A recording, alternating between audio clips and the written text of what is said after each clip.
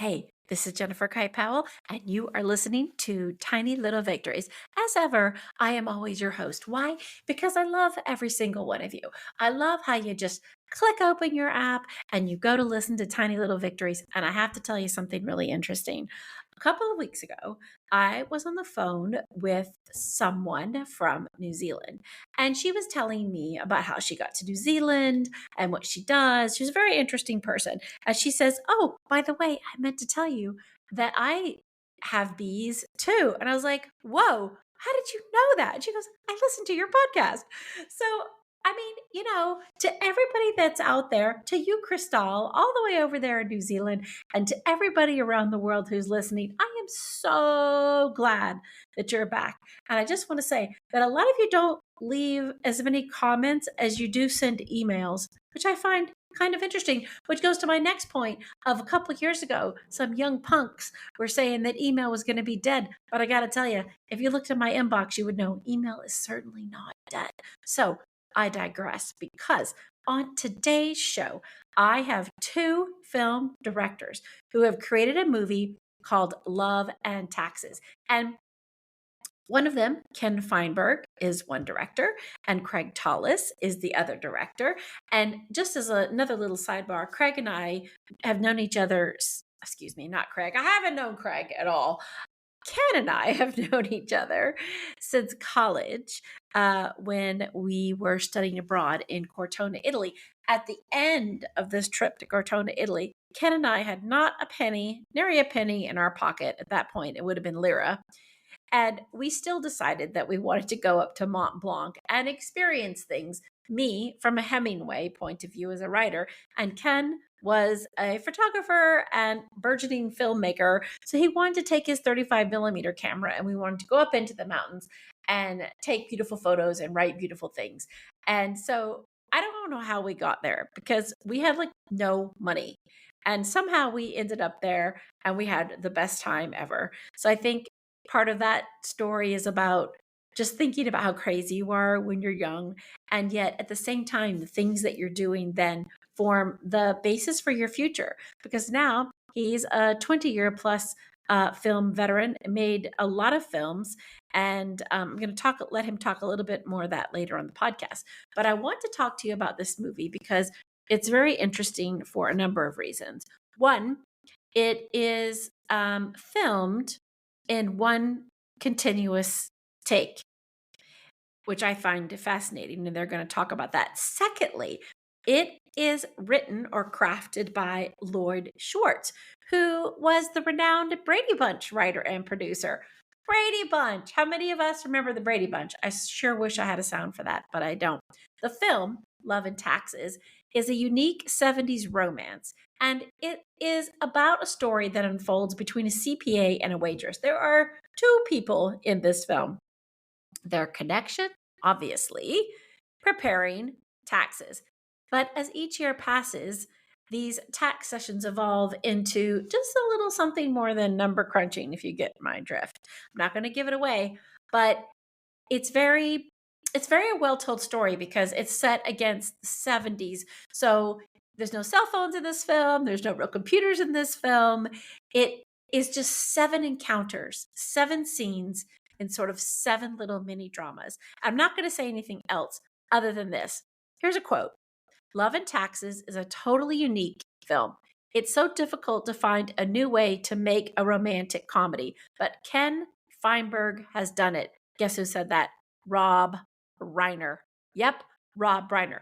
So the film stars Jake Reiner and Alexis Abrams, and the writer is Lloyd Schwartz, the writer and producer of The Brady Bunch, and it's directed by Ken Feinberg and Craig Tollis. So sit back and get ready to listen to these two film directors talk about the feature film Love and Taxes.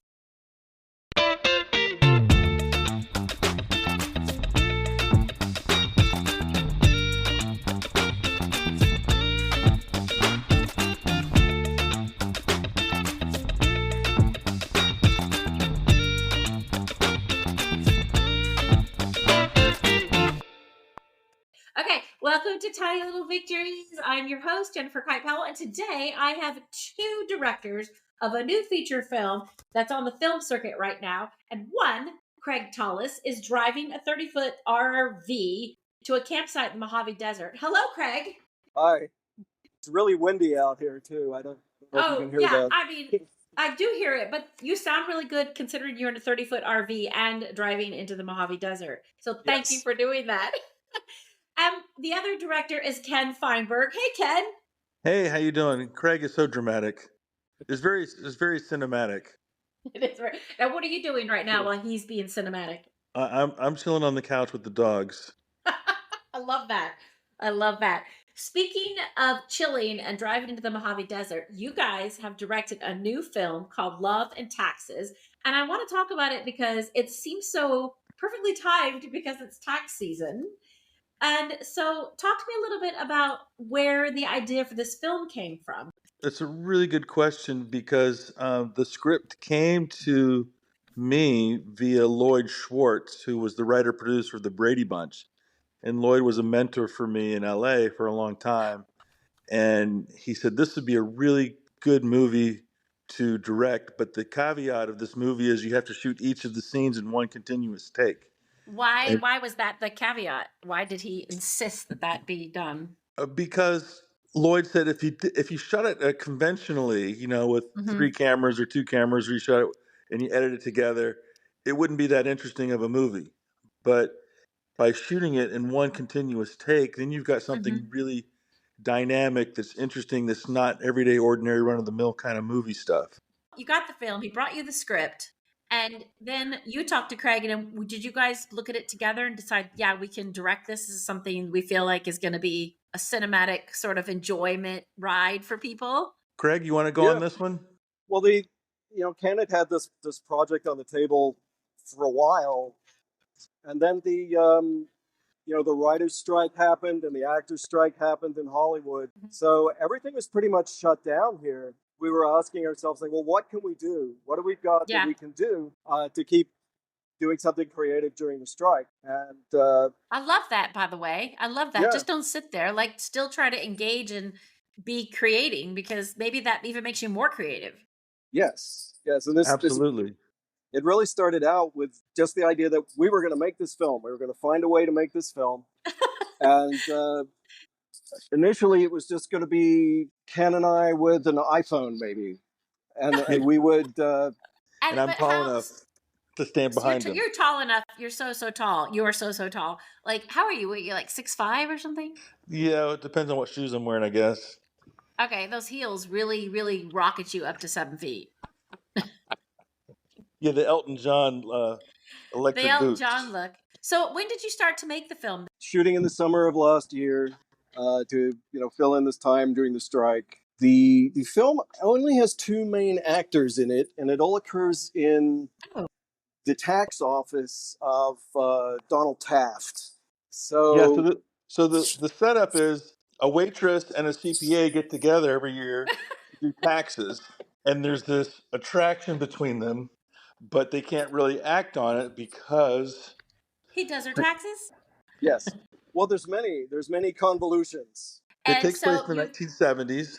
Oh, in the '70s. So we're going back to like Brady Bunch time. Yeah, and Okay, no phones. Belinda is this free spirited Okay, waitress, young beautiful waitress who can't afford to pay for her taxes, so she seduces him.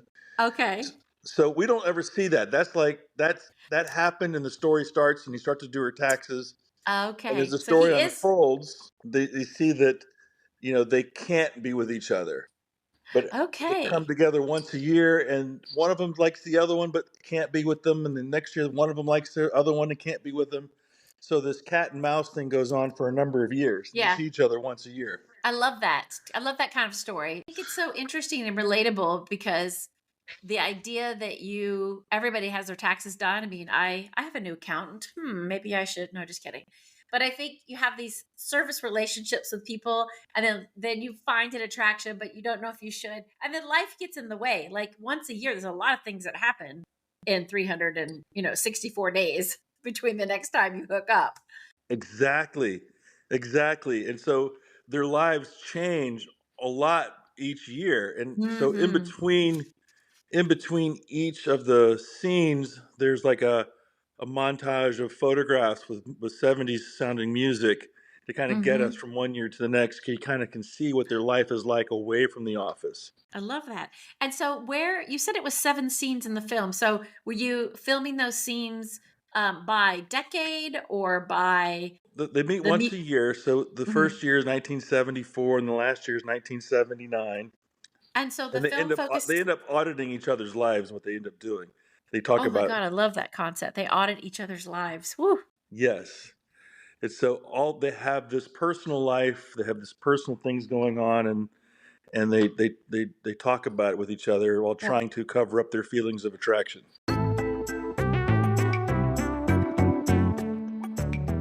hey, lucky us. Here's a clip from Love and Taxes, directed by Ken Feinberg and Craig Tollis. I don't understand this. Maybe you should take a course. No, I understand the Spanish. What I don't understand is where Joyce is. She's at. Cuatro says something. I've seen these numbers before. You're an accountant. You've seen every number before. No. The phone number. It looks familiar. I'm sure there's a logical explanation. You know, it's not logic I'm worried about. So, what they do every year is they audit each other and then tell that story again. Yeah, they end up auditing each other's lives and opening up about their personal relationships, and they have to cover up this attraction for one another because inevitably one is with somebody outside of the relationship, so they can't really act upon it at any one time.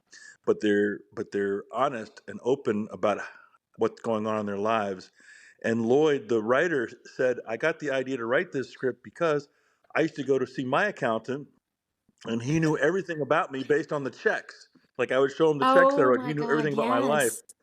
yes. Yes. That's so relatable because I have a new financial guy. I do have a new tax guy, but it's my financial guy that I'm like, he knows everything about me. And and then I looked him up like, "Ooh, he's really cute." I think this really happens in real life, Well, but it's funny people you say don't that. act on things. Well, Lloyd said, I'm I'm Belinda in this scenario, but I didn't have sex with my Okay. accountant. I would just go to him every year, and every year we'd have this conversation, and then I imagined Yeah. what it would be like if I was a woman and had this attraction toward Oh, him. I love that creativity. I guess it is very intimate doing your taxes with somebody. It could be more intimate than having sex, I guess. You could look at it like that. They know everything about you. I know. She's asking, is this is I guess so I guess anything cordless and electric is not deductible? No, Yeah. it's not. Yeah.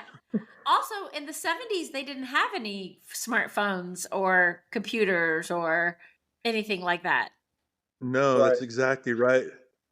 So And was their conversations were just in person? Did they keep up with each other by the telephone over the year? Like how did they stay connected in an era where we had no connectivity? The audience Okay. get to learn a little bit through the montages that happen between the scenes. yeah, they're not text messaging or Snapchatting, Yeah. between scenes. And that was a Right. conversation that we had. Yeah. Was like, do we want to modernize it? Want to make it modern day? Mm. And we were like, no, no, Mm. no. It's so beautiful, set in the '70s. Because if you modern, you have to get with smartphones and Oh, text messaging yeah. and computers, Yeah. and it's just so simple. It's about a relationship between two people and Yeah. how it grows over time. I like that because I think we're too caught up in our devices. I mean, obviously Craig is driving a 30-foot RV on his device, but Yeah. but I I mean, and thank God for that. Otherwise, we wouldn't have you on this podcast. But I think it's really interesting the way you're taking people to a time when maybe it's a little less frenetic because I think the idea that you created something that takes people to a place where you remember that personal connectivity or communication, or also the excitement of going to see someone and like you said, Ken, Yes. using that time to audit, to catch up in a real way instead of sending an effing emoji or like a heart to a That's message, which by the way, is not catching up with anybody. and that's really what happens to them in the film is that this whole year happens for them in one meeting on one day. So that kind of compresses the time and the drama and the romance.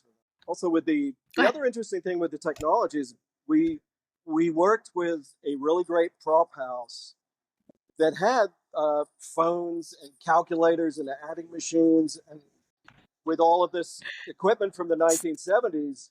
I'm old enough to vaguely remember some of it, but our actors weren't. So we kind of had to introduce the actors to how all of this old technology would have We functioned had to for teach them how the to dial a characters. rotary phone because they didn't know what it was. But I will say this. What? Oh, gosh. That's so sad. I know. Between the set designer with the furniture and the Mm-hmm. props that they had, and the wardrobe designer who had this incredible 70s wardrobe, and Mm-hmm. the way that the cinematographer shot the film in some vintage lenses, the whole look of the film just came out absolutely beautiful. Oh, I love that. I'm so glad. I think that probably again comes back to creating a period of time that so many people have forgotten or watched on the Brady Bunch, at some point, right? That really avocado, like, Say it, Jennifer. gold. Say the nostalgia word. Yeah, nostalgia. Nostalgia. I gotta say it. You know how I feel about that. Yes, I know how nostalgia. you feel about that. Yeah. Good memory. Good memory. I do think that's beautiful, though, and I think the idea of recreating that allows people to connect, and also just to think about actually what's old is new again, but to think about how you do connect to people, and I think that human story of connecting to another person is really missing today in films.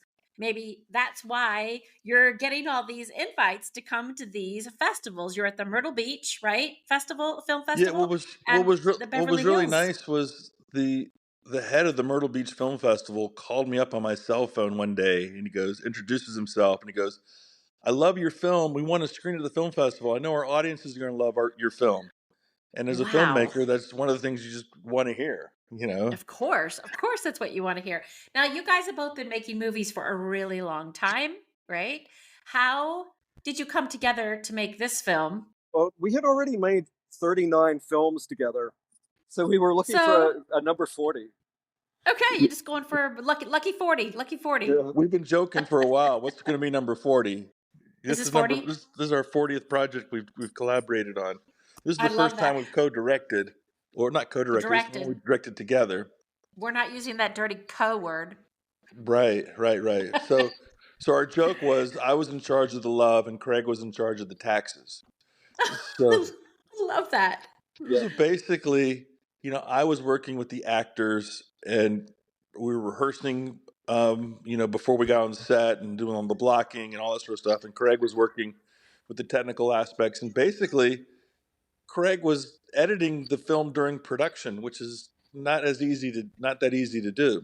Right. Yeah, it So seems difficult. so I tip my cap to Craig for being able to do that. And That's there one was of an the enormous amount of time and energy spent in preparation and logistics on right. how we were going to do this. And Craig was very instrumental in that, and Okay. extremely instrumental in the post because Craig was overseeing everything in the post. And you might think it was a quick edit with only 7 or 8 scenes in the movie, Seven but scenes. there was a Oh, lot of editing that had to be done, especially with the sound and the dialogue. It started off so simply, and then more people got interested, and more people got interested, and more people got interested, and we got great actors to play the part, Jake Reiner and Alexis Abrams, and it just kind of expanded from there and became, I think, so much more than what we were initially anticipating. you said you started. You started in 2022. It's 2024. Now it's sort of you're ready to come out. Is that it took about a year? Is that fast or slow and something that you had expected? So it was much slower than we expected, and it was partly because we had a very limited budget, which means you can't pay other people to do things for you. You're doing a lot Yeah. yourself and trying to find creative ways to do things without spending a lot of money. So that slowed it down a lot. But there's a surprising amount of post-production in it for something that's Yeah. essentially only like 6 edits. Yeah.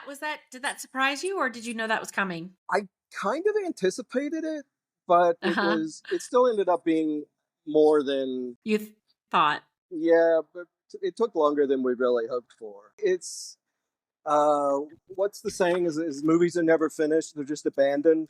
Yes. You always want to do more. There's Yeah. something else that you feel that you can make better. There's there's always something that you wish was different when you watch it, and so you just have to at some point decide that you're done. Yeah, I was going to ask you. So you finished all the post production. You saw it. Is that the perfect example of when you finished? Were like, you guys, this is done. We're gonna, get this out. It's polished. Was there a point where you were like, no, I should have changed this? I mean, are you that person, or are you like, There's always that. I know there's some things Ken wishes he could still change about the film. We really, once we got accepted to a film festival, you can't really change it?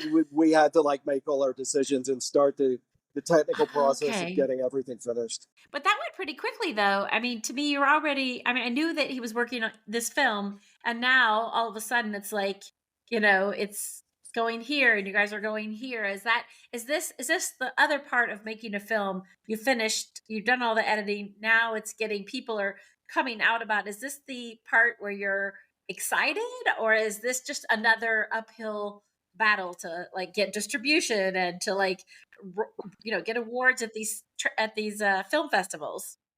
Well, I mean, it's a huge relief to be done. It's a huge relief to have it in the can and to be finished. Incredible that we've been accepted into two fairly high-profile film festivals. And that is the Myrtle Beach Film Festival. And do you know? Yes. And then the Beverly Hills Film Beverly Festival. Is that Hills. right? Because I noticed that there's a lot of film festivals that have submission guidelines. Yes. Is that like an open cattle call in a way? Well, you want to be fairly targeted. Okay. Different festivals have, different things that they're looking for. It's kind of tricky for us being comedy. Some Okay. festivals are not big on comedy. Comedy's very subjective. And if you're Yeah, that's true, Craig. That's if true. you're a serious film festival, maybe you want to program Yeah. serious films. Also, we had things. There's so many world events going on at the moment Yeah. that festivals might want to address in their programs. Oh, okay. And that seems so politically motivated, though. It's like, are there festivals that just want to show films from every genre? Because this sounds like really fun, a rom-com in a way. Can we use that Yeah. word, rom-com? Okay. We've debated that because that's technically that's an outdated term. So Really? Ken was telling us that this was a comedic romance, not a romantic Okay. comedy. So, It's more romance than ha-ha comedy. So you would say it's a comedic romance? We're Is that what you said? officially we're calling it a 70s quirky romance. A 70s quirky romance. But I would imagine, to get to the business of this, that people want to categorize you, right? Because apparently humans are kind of not so bright, and we can't think of anything less than a bucket. yes, that's a great description of movie distribution. I really want to know what makes Love and Taxes quirky. What makes it quirky is that each of the 7 scenes are like a mini drama in and of itself. Some Okay. are more farcical, some are more Mhm. romantic, some are more Oh, passionate. okay. It's like each scene is like just a little bit different flavor because the characters are in a different place in their life, and their motivations for that tax season is a little bit different. Oh, now see, that is a good description. What did I say? Can we get that back? Can you play the Yeah, we tape can back? get that. We can get that back. I just was wondering what quirky was, because quirky to me means the character's super quirky and sort of like a Parker Posey. And when she was first making films, I can't remember the name of that film, but remember, it's Party Girl. Party Girl was the Right, film well- she made, Well, and she Belinda, was like, "Hey, hey, hello." right? Belinda, our waitress, she's what you'd call a free spirit, and Okay, she is she just quirky? she's quirky. She's beautiful. She's got this side to her that wants to love and be loved, and she's just got this spirit about her that you don't see too often today in today's world. It's a very 70s kind of spirit and attitude. And Sounds like me. Donald is quirky in the fact that he's like a savant with numbers. Like he Oh, knows everything yeah. inside out with math. But what he's not good at is interpersonal relationships. Okay, and is So he a good-looking guy too? I would think that the ladies would like to look at him. He's very Yeah. handsome. He's a handsome nerd. Yes. He's a handsome guy. Yes, he's Yeah. tall and he's good looking. I mean, that's Yeah. Let me So let you, me just well, when we well, did the we have to casting say, process, yeah, we have to say Jake looks good in the film. Alexis looks good in the film. Yeah. Everybody looks good. Only two everybody people. looks I good in love the that. film. Everybody looks good. So she's a free spirit. He is like a genius with numbers, right? But he doesn't have any interpersonal communication, and she, of course, probably loves the wrong people sometimes, and then just like follows her heart, and then has to pull back. So it's like It is about also like it sounds like it's a romance between two people, but also between yourself in a way, right? To find that perfect balance between where you have the confidence to talk to somebody or to realize that this is just a moment in time that Yes, can't. and they learn from each other as the time goes by. Like they each add something to the other person to sort of balance them out. Well, what is it that you'd like to leave people with? I know the tax season is coming. I think the timing on this is perfect. What is like something that you would love to share with the listeners? I mean, I know they can't see the film because you're waiting for distribution, but hey, if they're in Myrtle Beach or Beverly Hills, they could go to the film festival and see it, right? Absolutely, we're going to be in Okay. Myrtle Beach on Friday, April 26th at 2 o'clock in the Okay. afternoon, and we're going to be at Beverly Okay. Hills at the Chinese Theater in Hollywood at 8 o'clock on Friday night, May 3rd. May 3rd. Okay, well, this is great. Hey, everybody, listen. If you are in Myrtle Beach, we're on April 26th. It's a good time to be in Myrtle Beach. You should go to the Myrtle Beach Film Festival, and you should get a pass, and you should go see Love and Taxes, which is directed by Craig Tollis and Ken Feinberg. And then if you're in Beverly Hills on May 3rd, I mean, I don't know why you'd be in Beverly Hills, but if you are in Beverly Hills doing some Prada shopping, you can also go see the film. And is there any famous last words from the directors for what you'd like to say about this film, or just maybe what it's like driving a 30-foot RV into the Mojave Desert? I don't know. It's still really windy. It's always windy out here. Will it make you want to make a film when you're there? Like you're sitting there, you're having a cocktail in the evening, and you've like take that RV and you're out there and the wind comes sweeping in. You're like, yeah, I have a really great idea. Oh, yeah, Yes. that's the thing. Do you have ideas when you go on these epic trips Oh, for yes. films? Yeah, it's definitely inspirational. There's fantastic sunsets out here. The views are I can't incredible. imagine. You just see the desert is so flat, and with mountains around it, so you can see forever. Deserts are such magical places, I think, because they're the edge of things, you know? And then, like you Yeah. said, it's flat, and then you look up and you can see a border or a boundary, and you can imagine what's beyond that. Yes, there's like there's so much open space out here and big skies. There's still a Yeah. little bit of snow at the moment, which is kind of Well, we're all going to have to imagine how gorgeous that is. And so, what about you, Ken? Is there anything that Craig is maybe getting some inspiration from the Mojave Desert? What's your next project? I mean, is it just focused on this full steam ahead, or do you have any other things up your Oh, sleeve? we've got a slate of projects that we're looking to, get one of them propped up. One of them is a psychedelic movie about the Indian shaman lady who accidentally started the mushroom revolution of the 1960s, and Oh my God, I love that. this idea. Yeah, it's an incredible script, and we've got it out to some people, and so hopefully we'll be able to make that movie soon. Is this a script that you wrote? This is a script that I wrote with Martha Okay. Caldwell, who was one of my writing students, and she'd done a lot of research on the lady. Her name is Maria Sabina. She was a Mexican shaman lady down in Mexico in the 60s, and she became a celebrity That's overnight by yeah. doing mushroom healing. And then next thing you know, all the hippies showed up, and they wanted What to. a story. Thank you. And we have a pot full of good stories that we're trying to get out there at some point if we can. I just want to say that working with Craig is a pleasure as always, and working thank you. with 20-minute takes was definitely eye-opening and educational and fun. Is this the first time you've done 20-minute takes? Absolutely. Yeah. To quote Craig Tollis, it's the classic cinematic challenge to see how long of a take you can do without cutting. It is. Yes. Interesting.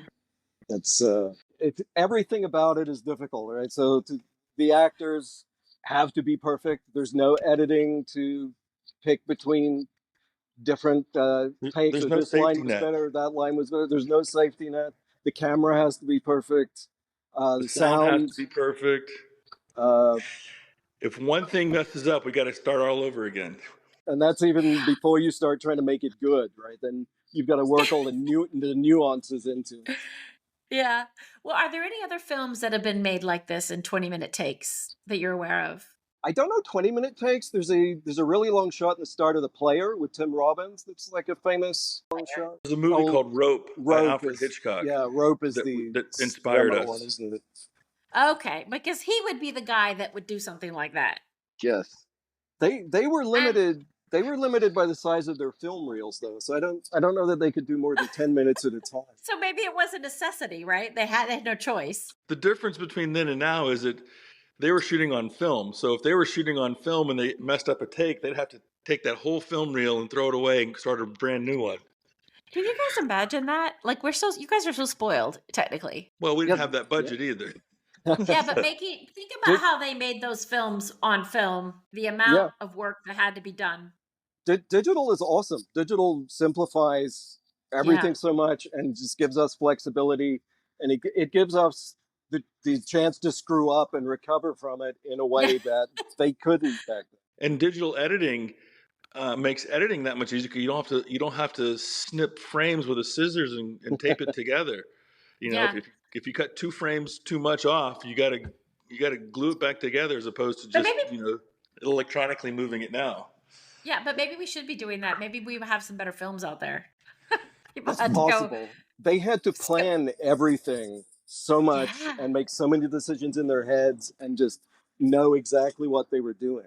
And we had to do that on this set That's too. We had to plan so much in advance. Like we couldn't Ye- futz around too much on this. We had to really Yeah. figure it out before we got there. You know, the filmmaking, you still have to be organized and structured and figure it out every scenario that would come along. I've had some people ask me if I wanted to do Love and Taxes the series. So Oh, I don't know. actually, I could see that just based on what you guys said. That could be really interesting. So we'll have to see if that's in the cards. Okay. You know. We'll have to see if that's in the cards. All right, so we're gonna let Craig drive off into the sunset, literally into the desert. Yeah. And Ken, back to your comfy sofa. And I want to just tell everybody the film is Love and Taxes. It is directed by Craig Tollis and Ken Feinberg. You can't see it unless you go to a film festival. So get your little summer or springtime little cars ready or airline tickets. And maybe you take a trip to Myrtle Beach or Beverly Hills. We'll put all of this in the show notes for everybody. And I really want to say thank you both for taking the time. I know it's crazy hectic, but thank you for coming on Tiny Little Victories.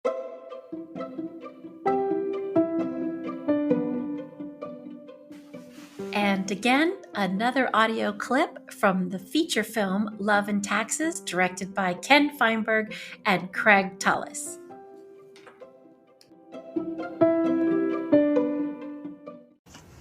Oh, I'm not crying on my W-2s, am I? Oh, no. It's okay. It's okay. Many people do. I made a mess of it, Oh, though. yes. But listen, there are tons of tear-stained forms sent to the IRS every year. It's I okay. don't care about the forms. It's my life that's a mess. Everything except July 7th to September 13th. Here are the pay stubs. Hey. It's okay. You can slow down. Just take a deep couple of breaths. Just come join me on the couch. Just relax for a second.